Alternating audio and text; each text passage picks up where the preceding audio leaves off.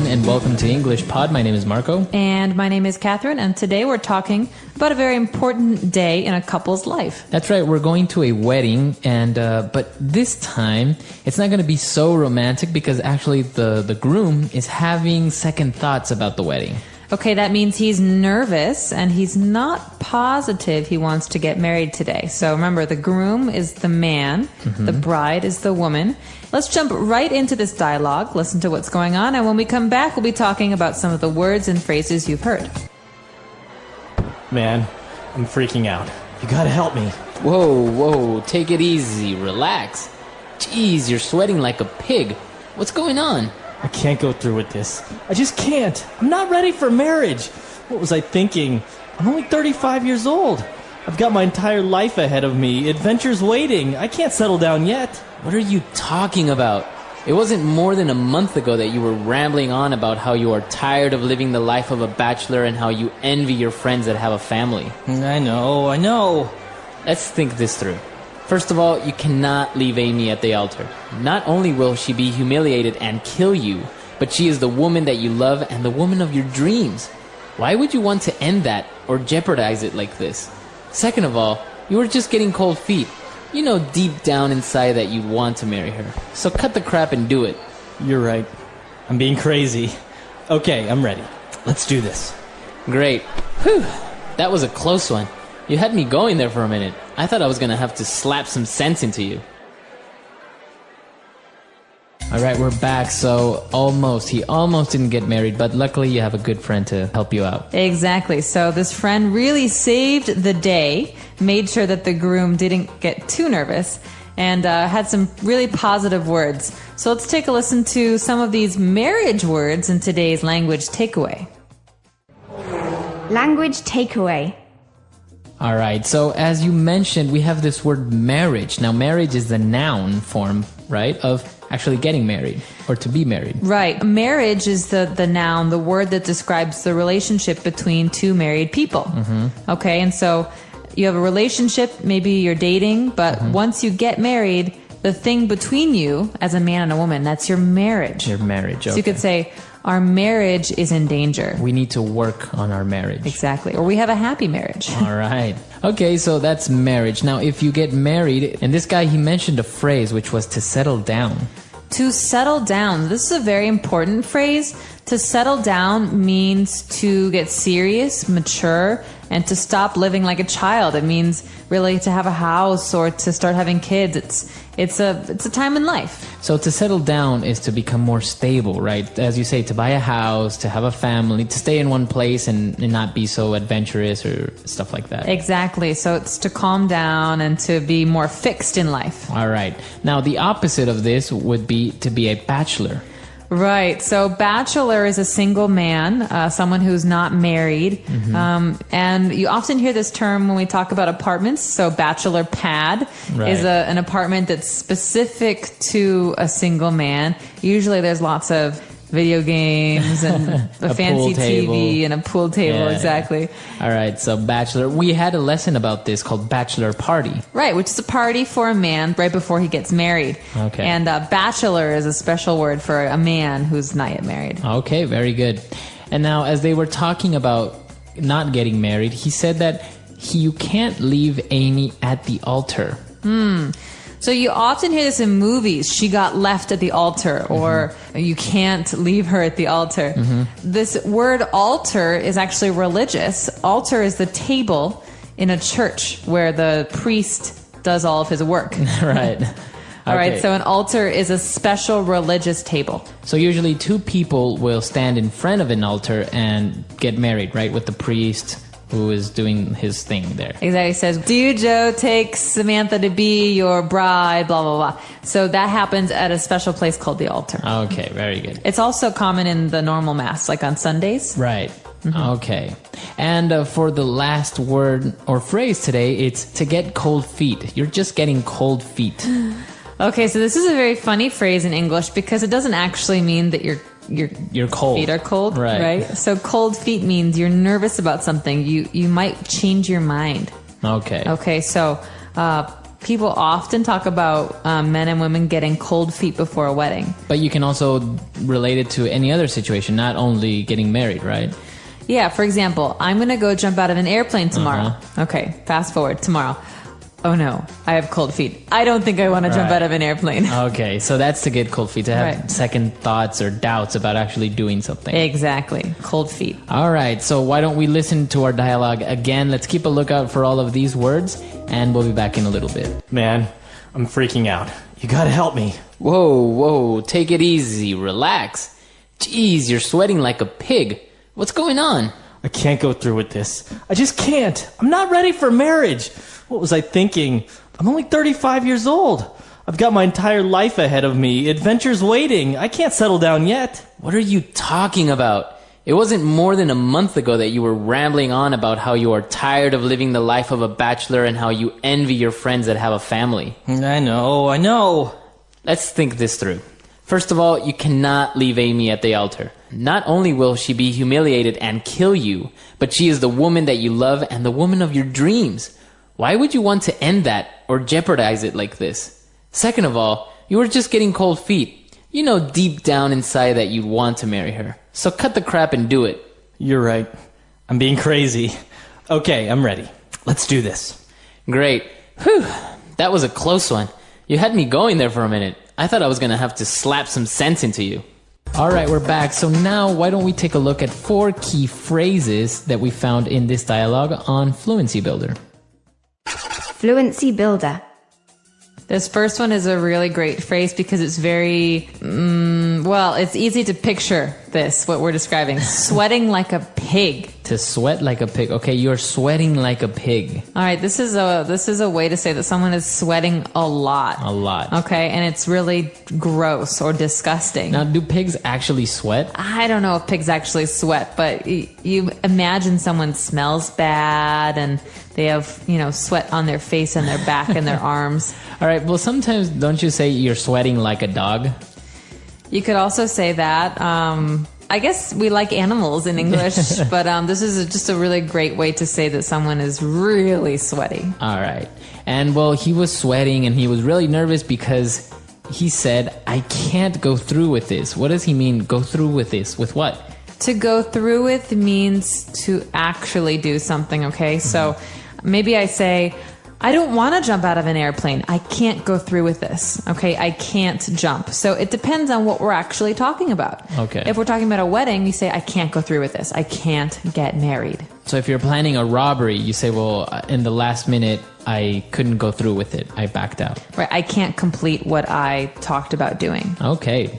And now the friend, he finally gets kind of angry and he says, cut the crap. Oh man, this is a very common phrase. All right. This is someone says this if they don't want to listen to you complain anymore, okay?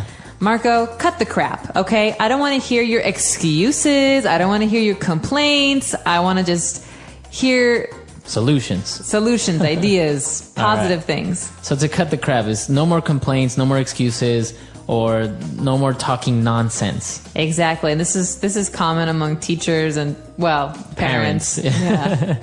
All right, so cut the crap. Now, it's not very polite, right? So you wouldn't really say it to your boss or like a friend. Cut the crap is kind of rude, and it's very spoken language, so I wouldn't write it down. And I would not use this with someone who is like a teacher, yeah, like an authority. You don't use it with them. They might use it with you. Okay. And for our last phrase, he said, whew, you had me going there for a while, or you had me going there for a minute. Okay, so this is a really interesting phrase. We use this a lot in English, but it's not clear from listening to it what it might mean. Mm-hmm. So you had me going there in this sense means, oh, I was really nervous for a minute. I really believed what you were saying. Exactly. So maybe we could give an example, Marco. All right. Did you know that yesterday I won the lottery? I mean, I won like $1 million and I had the perfect numbers. Oh my God, really? Can I have $1 million? I would love to help you out, man, but no, I didn't actually win $1 million. You had me going there for a minute. You actually, believed me. I did for a little while. You believed me. Okay, maybe not. He's not that gullible. That gullible.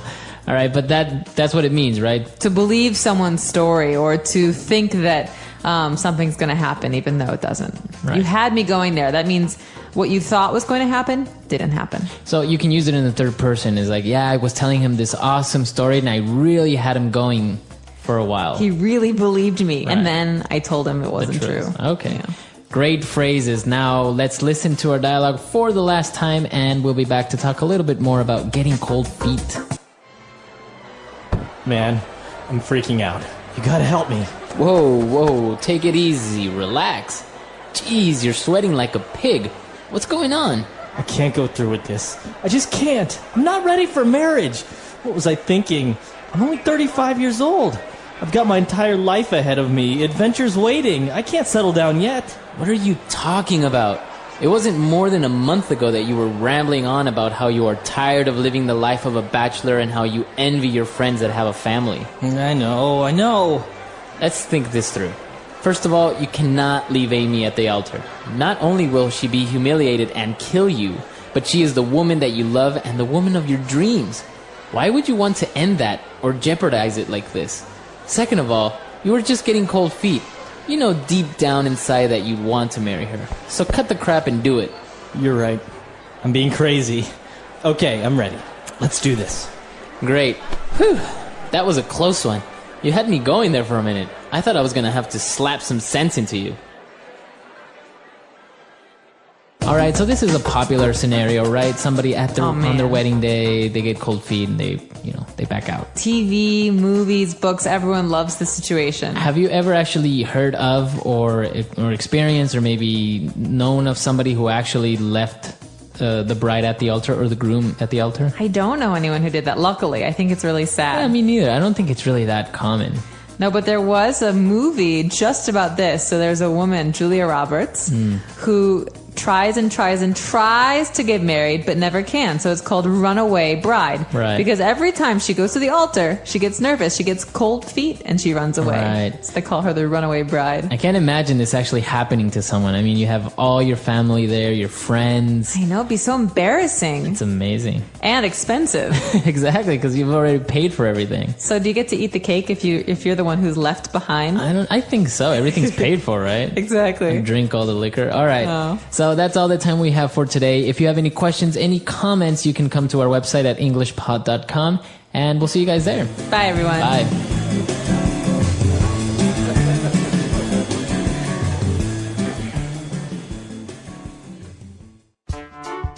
The English Pod Audio Review. Listen to the meaning, then say the vocabulary word. A party of people at a wedding. Wedding party. Become nervous and reconsider a decision. Get cold feet. Lose one's nerve. Freak out. Long and careful examination of one's thoughts. Soul searching. Remind someone to stay calm. Slap some sense into. Let's try that faster. Long and careful examination of one's thoughts. Soul searching. Become nervous and reconsider a decision. Get cold feet. Lose one's nerve. Freak out. A party of people at a wedding. Wedding party. Remind someone to stay calm. Slap some sense into. Now say the word and hear it in a sentence. Wedding party.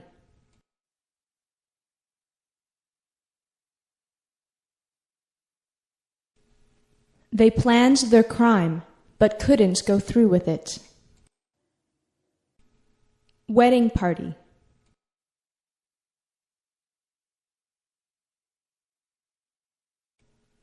You can't go through with this. We are going to be arrested. Wedding party.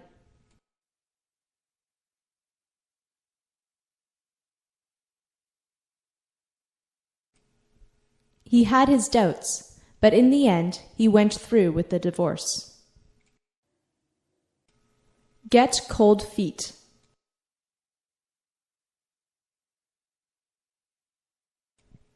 I was going to tell him, but I got cold feet. Get cold feet.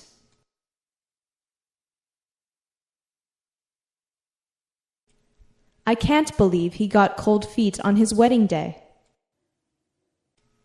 Get cold feet.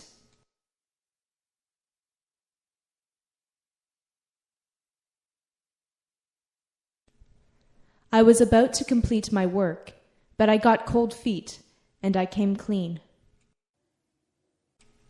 Freak out.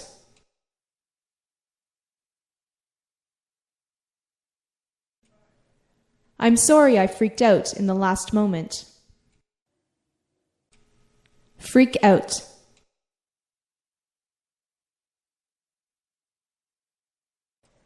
Don't freak out on me like that again, please.